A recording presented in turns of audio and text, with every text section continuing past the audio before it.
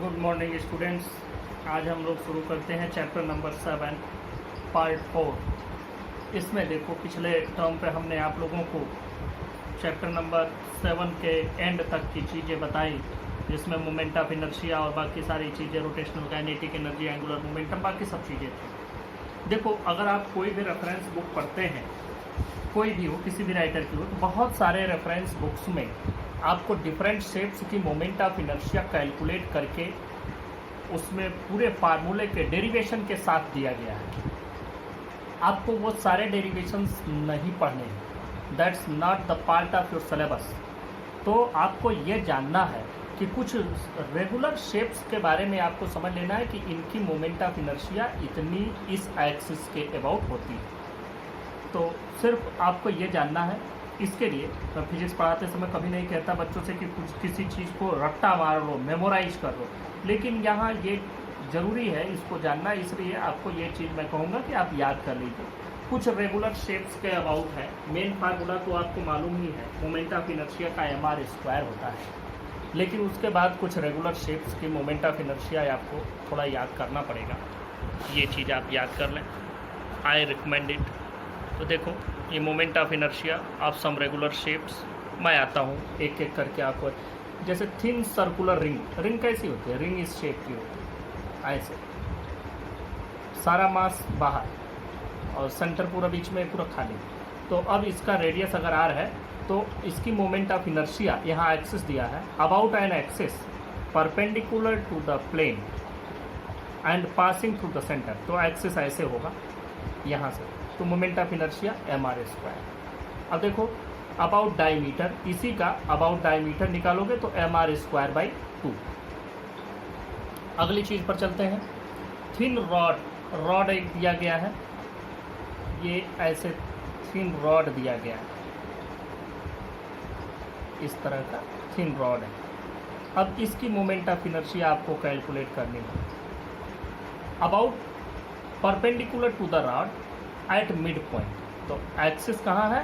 Axis perpendicular है, ऐसे।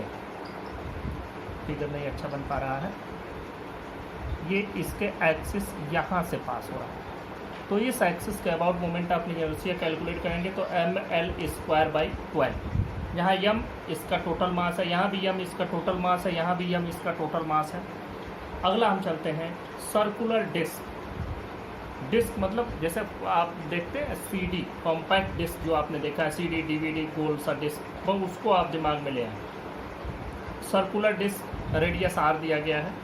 अब about an axis perpendicular to plane of disc and passing through the centre. Disc तो पूरा ऐसा ही होगा, लेकिन उसमें पूरा भरा होगा, एकदम मतलब सॉलिड होगा। तो अब उसके इस एक्सिस के अबाउट अगर चाहिए तो mr²/2, और अगर उसी का अबाउट डायमीटर चाहिए तो mr²/4। अब अगर एक हॉलो सिलेंडर ले लेते हैं रेडियस r का, तो अबाउट एक्सिस ऑफ सिलेंडर, तो देखो सिलेंडर कैसा होता है? सिलेंडर आपका इस तरह से हम बना सकते हैं, सिलेंडर ऐसा सिलेंडर होता है। अब देखो इस सिलेंडर की एक्सिस क्या होगी? ये सिलेंडर की एक्सिस हो जाएगी। अब इस एक्सिस के अबाउट इसकी जो मोमेंट ऑफ इनर्शिया है mr²।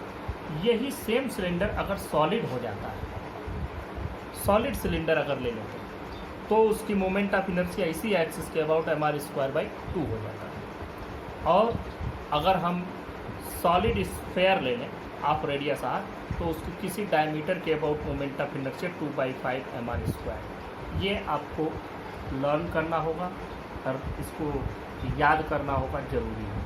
वैसे भी जब आप कुछ क्वेश्चंस लगाएंगे इस पर, तो आपको ये चीज़ें धीरे धीरे करके याद भी हो जाएंगी। तो अब हम लोग चलते हैं चैप्टर 7 के न्यूमेरिकल की।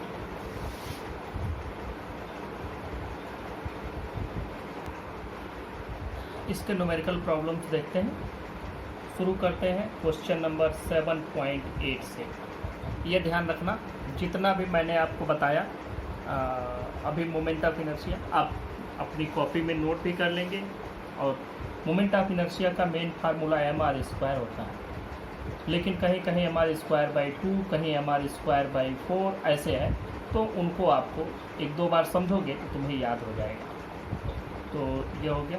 Now we move to the question number 7.8। Non uniform mass distribution का ये एक बार है, ये 2 मीटर लंबा एक बार दिया गया है, कोई रॉड है। मैं पूरा क्वेश्चन नहीं लिख रहा, सिर्फ आपको क्वेश्चन समझा, क्योंकि आपके एनसीईआरटी बुक में भी ये फिगर बना होगा, तो इससे आपको समझ में आ जाएगा। तो देखो कि ये जो बार दिया गया है, यह बार एक तो नॉन यूनिफॉर्म बार है। मतलब नॉन यूनिफॉर्म बार का मतलब कि जैसे हम लोग लोहे की छड़ें घर में देखते हैं कि प्रयोग किया जाता है घर वगैरह बनाने में, वो बिल्कुल बराबर से उसका मास डिस्ट्रीब्यूशन, ऐसा नहीं है कहीं मोटा कहीं पतला, कहीं वेट ज़्यादा कहीं कम, वो ऐसा है। तो इसको 2 रस्सियों से लटका दिया गया है। जब 2 रस्सियों से लटकाया गया तो ये जिन दीवालों से इनको लटकाया गया है उनसे वर्टिकल से जो ये एंगल बना रहे हैं वो एंगल बनता है, एक तरफ 36.9 डिग्री, दूसरे तरफ 53.1 डिग्री। तो हमने उनको थीटा और फाई मान लिया है। क्वेश्चन में आपके ये दोनों एंगल दिए गए हैं 36.9 और 53.1, हमने इनको थीटा और फाई मान लिया। अब इसमें एक बात ये भी कहा जा रहा है कि ये रेस्ट की कंडीशन में बिल्कुल हॉरिजॉन्टल पड़ा हुआ है। अब ये कोई रस्सी लंबी या अलग अलग लेंथ की रस्सियां हैं, या तो इनको अलग अलग डिस्टेंस से जोड़ा गया, जो भी है ये एंगल बन रहा है जिससे ये हॉरिजॉन्टल कंडीशन में रुका हुआ है। अब इसमें आपसे ये पूछा जा रहा है कि what is the centre of mass. आपसे यहाँ पर क्वेश्चन में दिया गया है calculate the distance of the centre of gravity, calculate the distance of centre of gravity of the bar from its left and. तो यहाँ से सेंटर ऑफ ग्रेविटी मतलब टोटल वेट इसका, वैसे तो अगर सेंटर ऑफ मास निकालते तो टोटल मास कंसंट्रेटेड मानते, यहाँ टोटल वेट लेंगे क्योंकि यहाँ पर सेंटर ऑफ ग्रेविटी पूछा गया। सेंटर ऑफ ग्रेविटी का मतलब ही होता है कि the resultant force due to gravity, कि वो पॉइंट जहां पर resultant force due to gravity उस पर काम कर रहा है, या ग्रेविटेशनल फोर्स से जितने भी किसी चीज पर लग रहे हैं उनका रिजल्टेंट जिस पॉइंट से पास हो रहा है उस पॉइंट को हम लोग कहते हैं सेंटर ऑफ ग्रेविटी। तो देखो ये यहाँ से लेफ्ट से कितनी डिस्टेंस पर है यही निकालना है, तो हम लेफ्ट से इसकी डिस्टेंस मान लेते हैं स्मॉल d, और जो इसकी डिस्टेंस यहाँ से होगी वो कितनी हो जाएगी आप लोग खुद जान सकते हैं कि पूरा 2 मीटर का है, तो यहां से हो जाएगा 2 - d। ये डिस्टेंस 2 - d हो गई, इधर वाला हमने d मान लिया। अब बात करते हैं कि यह जो टेंशन है, टेंशन ने इसको रेस्ट की कंडीशन में, मतलब इन जो थ्रेड से ये लटका हुआ है इनकी वजह से यह रेस्ट की कंडीशन में, रेस्ट की कंडीशन में है, मतलब कि इस पर न कोई ट्रांसलेशनल मोशन हो रहा है और न ही इसमें कोई रोटेशनल मोशन हो रहा है। तो अब हम देखते हैं ट्रांसलेशनल और रोटेशनल मोशन हो किससे सकते हैं। अब देखो इन जो टेंशन है इसको हम रिजोल्यूट कर लेते हैं along vertical and horizontal direction, इस डायरेक्शन में और इस डायरेक्शन में। तो जरा एक चीज देखो, ये एंगल थीटा है तो ये एंगल भी थीटा ही होगा, और अगर ये एंगल थीटा है तो इसका मतलब अगर थीटा डिग्री पर इसको रिजोल्यूट करें तो यहां पर मिलेगा T1 cos थीटा, और यहां पर उसके ठीक परपेंडिकुलर डायरेक्शन में मिलेगा T1 sin थीटा। इसी तरह से T2 को रिजोल्यूट करते हैं, देखो इसके भी 2 बन जाएंगे, यहां फाई है, ये एंगल भी फाई होगा। इसका मतलब ये हो गया कि इधर हो जाएगा T2 cos फाई और इधर हो जाएगा T2 sin फाई। ये आपके यहाँ पर जो टेंशन की वजह से फोर्स है उन फोर्सेस को हमने रिजोल्यूट कर दिया along the vertical and horizontal direction. अब देखो इसमें कोई भी ट्रांसलेशनल मोशन नहीं है, मतलब ट्रांसलेशन मोशन का मतलब है कि अब देखो 2 तरह का मोशन, जैसे ये बार है ये लटका हुआ है, अब यह क्या है कि यह ट्रांसलेशन मोशन करेगा, मतलब पूरा का पूरा एक तरफ दूसरी तरफ इधर उधर जाए, और रोटेशनल मोशन का मतलब है कि अपने एक्सिस पर घूमना। तो तो ट्रांसलेशनल मोशन नहीं है, मतलब अप एंड डाउन इसका कोई मोशन नहीं है। तो उसके लिए क्या चीज इसमें बैलेंस किया होगा, उसके लिए ट्रांसलेशनल मोशन नहीं है, इसका मतलब कि जो इस पर अपवर्ड फोर्स लग रहा है वो डाउनवर्ड फोर्स के बराबर है, तभी ये अप एंड डाउन मोशन में, ट्रांसलेशनल मोशन में नहीं है। तो हम लोग इसके लिए इसके जो अपवर्ड फोर्स लग रहा है और डाउनवर्ड फोर्स मतलब वेट से बैलेंस किए होंगे। तो since there is no translational motion,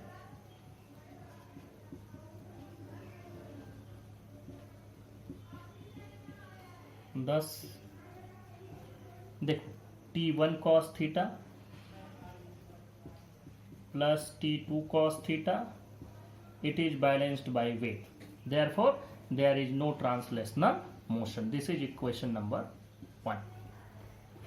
अब अगली बात आती है कि इसमें किसी भी तरह का रोटेशनल मोशन भी नहीं है, और देखो रोटेशनल मोशन नहीं है, इसके लिए क्या चीज लगा होगा इस पर, उसके लिए टार्क होगा जो इसके रोटेशनल मोशन को नहीं है। तो रोटेशनल पर पहले बाद में जाते हैं, पहले ट्रांसलेशनल वाला ही बात कर लेते हैं। Since there is no translational motion, thus जो अपवर्ड फोर्स है डाउनवर्ड फोर्स के बराबर होंगे, दो ही तो फोर्स लग रहा है, एक अपवर्ड और डाउनवर्ड और दूसरा इन डायरेक्शंस में।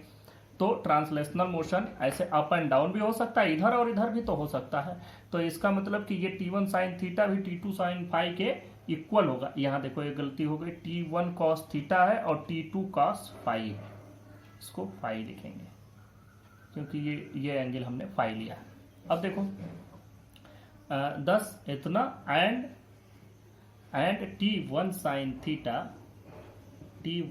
Theta is equal to T2 sine pi, यह दोनों होंगे तब तो इसमें कोई ट्रांसलेशनल मोशन नहीं है। अब बात आती है रोटेशनल मोशन की। तो since there is no rotational motion, ये इसके जितने भी क्वेश्चन मिलेंगे इंपॉर्टेंट मिलेंगे, तो डिफिकल्ट भी मिलेंगे, तो आपको अच्छे से समझना है। There is no rotational motion, 10 rotational motion नहीं है, इसका मतलब किसी भी चीज पर रोटेशनल मोशन नहीं है, मतलब इस पर जो लेफ्ट साइड में टार्क लग रहा है, राइट साइड में टार्क लग रहा है, दोनों बराबर है। इस पर देखो यह इसको इधर घुमा सकता था, मतलब इस डायरेक्शन में, ये इसको इस डायरेक्शन में घुमा सकता था, लेकिन इन दोनों से जो टार्क प्रोड्यूस हो रहा होगा वो बिल्कुल बराबर होगा, तभी ये बिल्कुल हॉरिजॉन्टल में रुका हुआ है। इसका मतलब हम लोग क्या लिखेंगे, clockwise torque is equal to anticlockwise torque.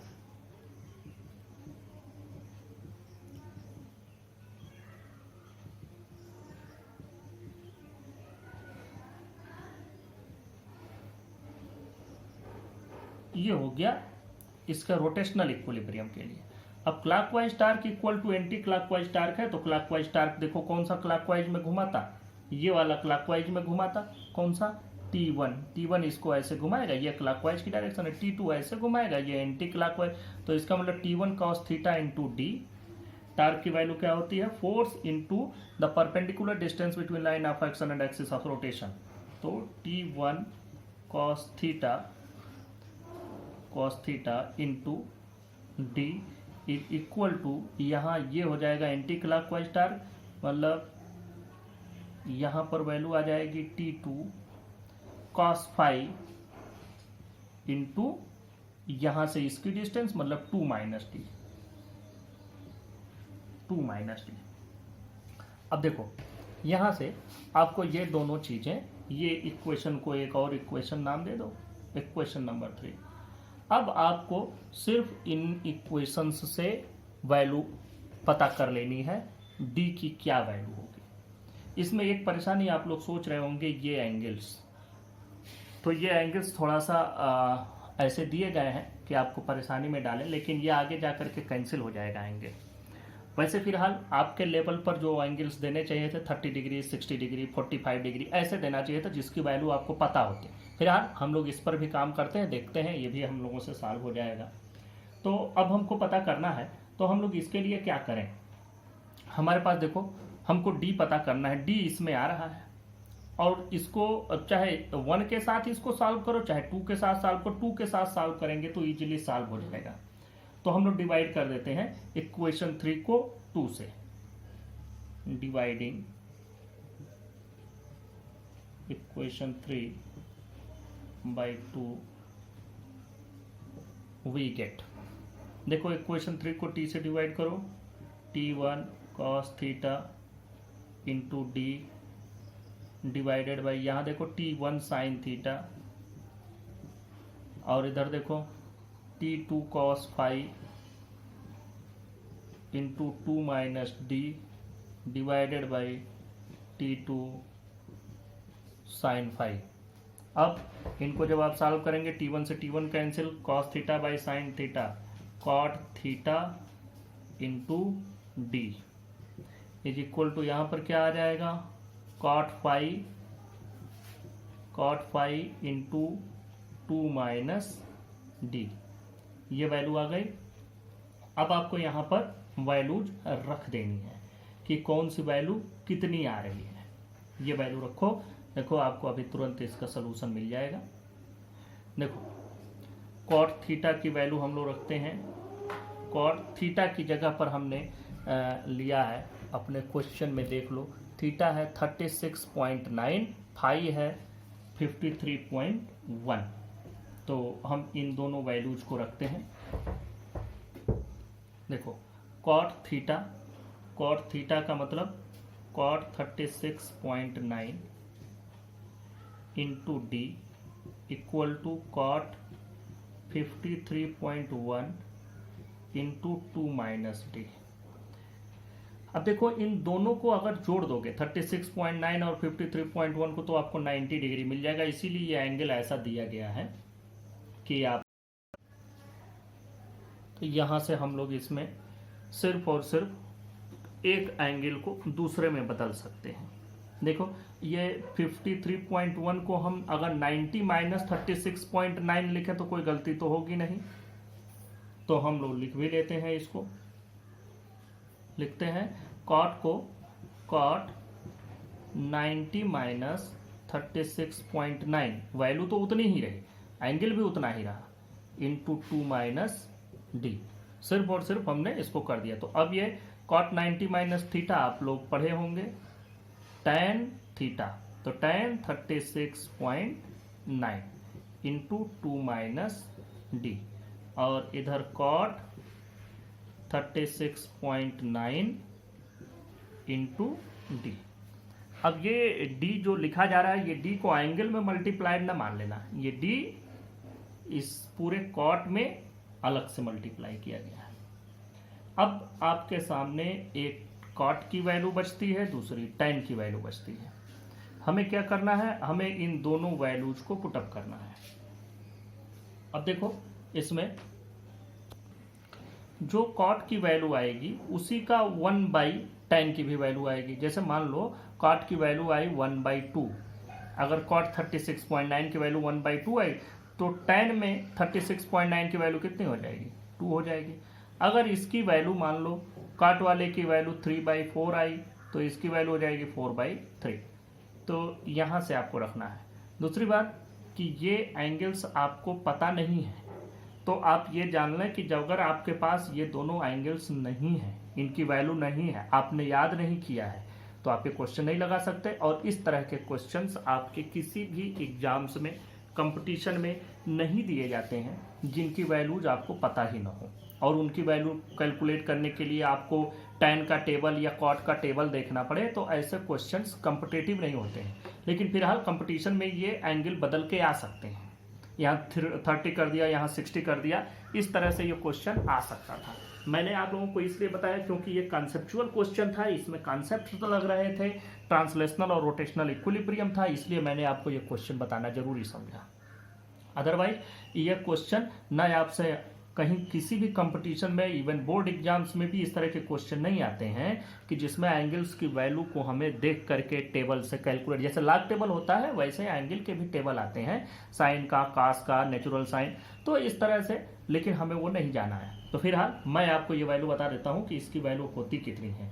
देखो cot 36.9 की वैल्यू होती है 4/3, तो ये हो जाएगा 4/3 into D is equal to, अब इसकी वैल्यू हो जाएगी 3/4 इंटू 2 माइनस डी। अब तो ये आपके लिए कुछ भी नहीं रह गया, तो आप इजीली कर लेंगे। अब आप ऐसे कर लें, ये 4D और इधर से 4 आ जाएगा इज इक्वल टू यहाँ 3 और ये 3 जा 9 इंटू 2 माइनस डी। अब आप इसको और थोड़ा सा सॉल्व करो, ये 16D is equal to 18 minus 9D, ये वैल्यू हो गई। अब देखो यहाँ से 9 को इधर ले आओ, तो 9 को जब इधर ले आएंगे तो 16 प्लस 9 हो जाएगा, 16D plus 9D equal to 18। अब 25D इक्वल टू 18, तो D की वैल्यू हो गई 18/25। तो यहाँ से ये आपको इसका आंसर मिल गया। This is the point of centre of gravity from the left hand. ये आपका आंसर हुआ। इस क्वेश्चन को आप अपने से, एक प्रैक्टिस मैं आपको बता रहा हूँ, अपने से इसी क्वेश्चन को सॉल्व कर सकते हैं। थीटा की वैल्यू 60 ले लो, फाई की वैल्यू 30 ले लो, या दोनों की वैल्यू 45 ले लो। तो इस तरह से आप लोग इसको इजीली सॉल्व भी कर सकते हैं। 90 नहीं लेना, क्योंकि तब तो बिल्कुल हॉरिजॉन्टल हो जाएगा। तो इस तरह से ये क्वेश्चंस आप एक बार अपने से करके भी देखिएगा। क्वेश्चन नंबर 9 पर चलते हैं। देखो क्वेश्चन नंबर 9 में ये दिया रहा कि आपके सामने एक कार है, उस कार की लंबाई है 1.8 मीटर। लंबाई का मतलब उसके अगले और पिछले पहिए के बीच की डिस्टेंस 1.8 मीटर है। The distance between the front and back wheel is 1.8 metre. और जो इसका सेंटर ऑफ ग्रेविटी है वह फ्रंट से 1.05 मीटर की डिस्टेंस पर है। फ्रंट व्हील से 1.05 मीटर की डिस्टेंस पर है। तो ये तो आप लोग अपने से ही समझ जाएंगे कि 1.05 में से ये 1.8 में से इतना निकल गया, तो ये कितना बचेगा? ये बचेगा 0.75। 1.8 है पूरा, 1.05 तो 0.75 ले लेंगे, तो ये हो जाएगा। तो ये वैल्यू भी लिख लो 0.75 मीटर, ये हो गया।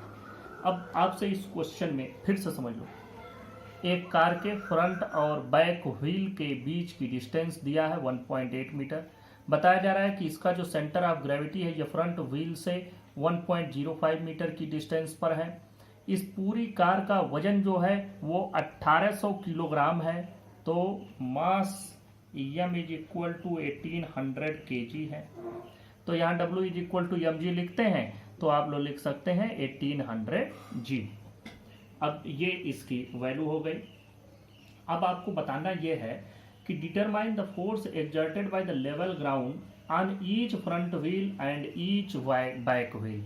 अब आगे के दोनों पहियों पर अलग अलग बताओ कितना फोर्स ग्राउंड ने लगाया। तो ये तो समझो कि मान लो यही कार है, अगर इसको हम ऐसे ग्राउंड पर रख देते हैं तो ग्राउंड पर रखने के दौरान यह ग्राउंड पर कुछ वेट एक्सर्ट कर रहा है। जितना वेट इसने एक्सर्ट किया उतना ही जस्ट एग्जैक्ट अपोजिट डायरेक्शन में इसका ग्राउंड का रिएक्शन होगा। तो यह इसका मास तो पूरा यहाँ आ रहा है, तो इस पर भी डिस्ट्रीब्यूट होगा कुछ। तो इसका वेट इस इधर कितना आएगा? What will be the reaction on front wheel each front wheel. तो दो पहिए हैं तो टोटल पहले निकाल लेते हैं और उसको 2 से डिवाइड कर देते हैं, क्योंकि 2 पहिए हैं आगे 2 पहिए पीछे। तो मान लो कि इस पर जो इसका रिएक्शन लग रहा है ग्राउंड का, that is reaction on front और ये रिएक्शन ऑन बैक। ये दोनों हमने मान लिया कि this is the ground reaction. अब यही ग्राउंड रिएक्शन आपको कैलकुलेट करना है, और इस ग्राउंड रिएक्शन के लिए आपको क्या करना है ये आपको हम बताते हैं। देखो पहली बात तो यहाँ पर यह भी दिया गया है कि ये कार रुके हुए कंडीशन में है, मतलब ये चल नहीं रही है। चल नहीं रही है तो इसमें ट्रांसलेशनल इक्विलिब्रियम है।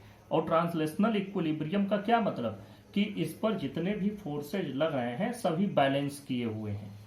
तो हम लोग लिखते हैं फॉर ट्रांसलेशनल इक्विलिब्रियम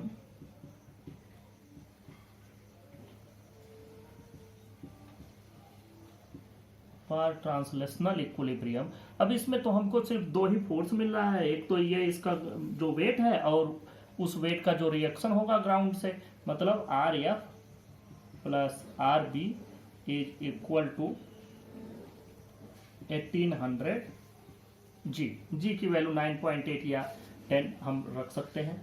अब देखो यहाँ से ये वैल्यू आपको मिल गई 1800 जी। इसको आप लोग इक्वेशन नंबर 1 बना दीजिए। अब देखो ये अगर कंडीशन इसकी रुकी हुई है तो इसका मतलब ये है कि इसमें रोटेशनल इक्विलिब्रियम भी है, और रोटेशनल इक्विलिब्रियम का मतलब क्या हो गया कि इसका ये किधर की ओर घुमाता है, इस डायरेक्शन में, मतलब क्लॉकवाइज टार्क, और ये एंटी क्लॉकवाइज टार्क दोनों बराबर है। तो फॉर रोटेशनल इक्विलिब्रियम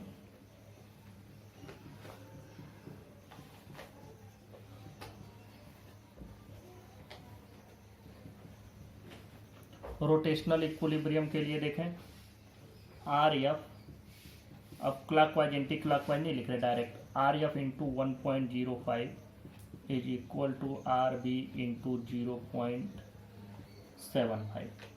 ये वैल्यू आपको इसमें मिल गई। अब देखो अब हम लोगों को कैलकुलेट करना है आर एफ और आर बी की वैल्यू, और फिर जब जो आएगा उसको 2 से डिवाइड करेंगे क्योंकि ये आर एफ दो पहियों पर लग रहा है। अब देखो यहाँ से आपको कुछ करना नहीं है। अगर मान लो कि हम आर बी की वैल्यू यहाँ से कैलकुलेट करें तो क्या होगा 1800 माइनस आर एफ, तो यहाँ आर एफ खाली बचेगा तो इसको रख देते हैं 1800 G minus R F, it can be written as into 0.75 और ये आर एफ इंटू 1.05। ये वैल्यू आपको मिली। अब तो सारा काम आपका हो गया। अब देखो 1800 जी इंटू 0.75 और माइनस 0.75 आर एफ, और इधर हो गया 1.05 आर एफ। अब ये इनको इधर ले आओ तो 1.05। अब बस इसमें जो फिजिक्स था वो कंप्लीट, वो यही कंप्लीट हो गया। अब बस this is the mathematics, plus 0.75 R F equal to 1800 G to 0.75। ये दोनों जोड़ोगे तो क्या मिलेगा 1.05 0.75 मतलब 1.8 R F is equal to 1800 G into 0.75। अब आपको वैल्यू पुटअप कर देनी है। R F is equal to 1800, इसकी जी की वैल्यू रख दो 9.8, 0.75 डिवाइडेड बाई 1.8। जब इस पूरे को सॉल्व करोगे तो जो आर एफ की वैल्यू आएगी वो आएगी 7350 न्यूटन। ये वैल्यू आपको मिल गई। अच्छा अब यहाँ से यह जो वैल्यू आई, यह वैल्यू चाहे इक्वेशन 1 में रख दो, सबसे अच्छा है इक्वेशन 1 में रखो। From equation 1 R F plus R B equal to, तो आर एफ की वैल्यू रख दो 7350 प्लस R B is equal to 1800 G. तो आर बी की वैल्यू क्या हो जाएगी, आर बी की वैल्यू देखो, आर बी की वैल्यू हो जाएगी 1800 जी माइनस 7350। जी की वैल्यू रख देना 9.8 और उससे जो आपको वैल्यू मिलेगी वो आ जाएगी 10290। ये इतनी वैल्यू आपको मिलेगी कैलकुलेट करने पर। तो यह तो हो गया total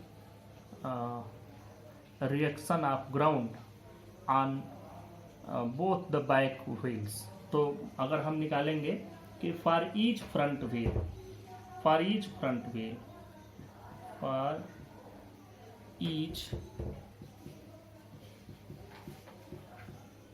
for each front wheel ये कितना हो जाएगा, ये हो जाएगा R F by 2। Are F की वैल्यू 7350 बाई 2 और इसकी जो वैल्यू आ जाएगी ये हो जाएगी 3675 न्यूटन।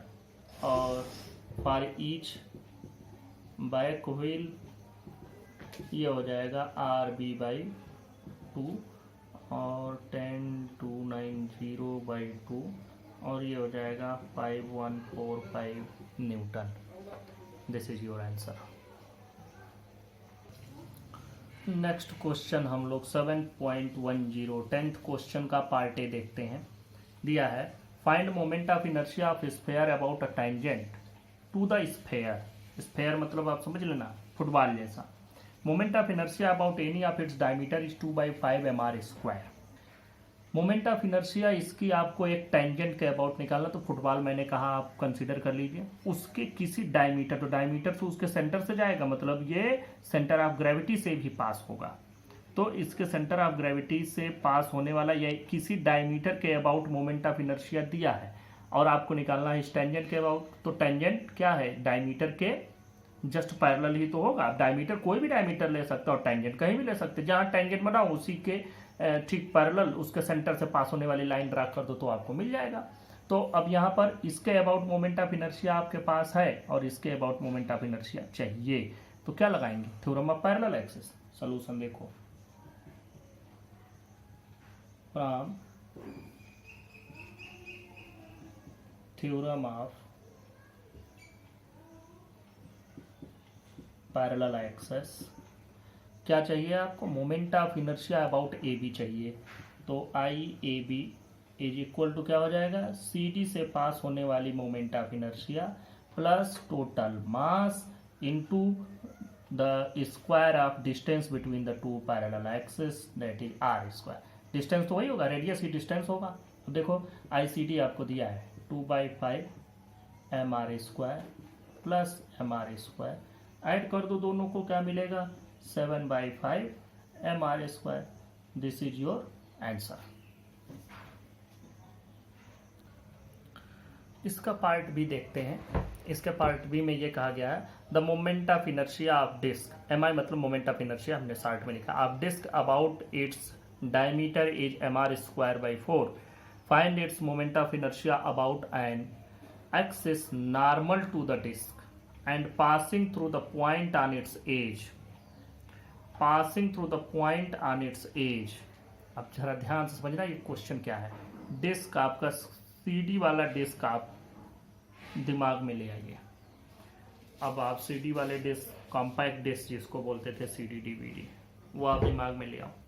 इसके किसी एक्सिस के अबाउट मोमेंट ऑफ इनर्शिया दी गई है कितनी, mr²/4।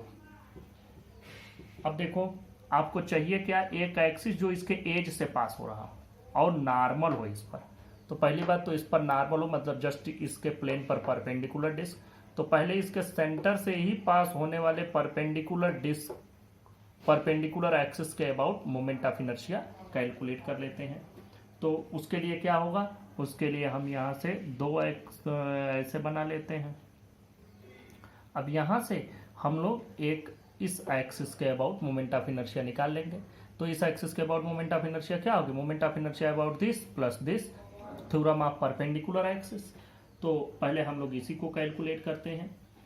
देखें, moment of inertia of disc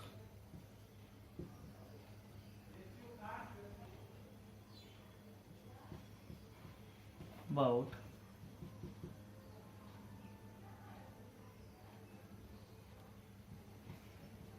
an axis passing through its center and perpendicular to its plane is obtained by theorem of perpendicular axis. अब ये थ्योरम ऑफ परपेंडिकुलर एक्सिस से ये जो moment of inertia आएगी, पहले इसको calculate कर लो, इसको I मान लेते हैं। तो ये कितनी हो जाएगी, 1/4 mr² प्लस 1/4 mr²। दोनों जो प्लेन में इसके परपेंडिकुलर प्लेन में जो दो एक्सिस हैं इनके अबाउट मोमेंट ऑफ इनर्शिया का सम हो जाएगा। तो अब इनके about moment of inertia mr²/4 है, तो ये हो जाएगा 1/2 mr²। ये वैल्यू आपको मिल गई। अब अगली चीज़ है कि हमको इसकी मोमेंट ऑफ इनर्शिया चाहिए about an axis which is perpendicular to its plane normal to the disc. Normal to the disc मतलब perpendicular to the plane of disc and passing through the edge. तो अब हम लोग एक और लेते हैं, moment of inertia about an axis normal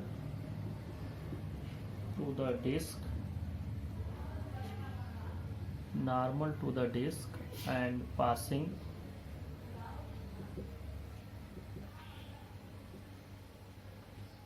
through point on its edge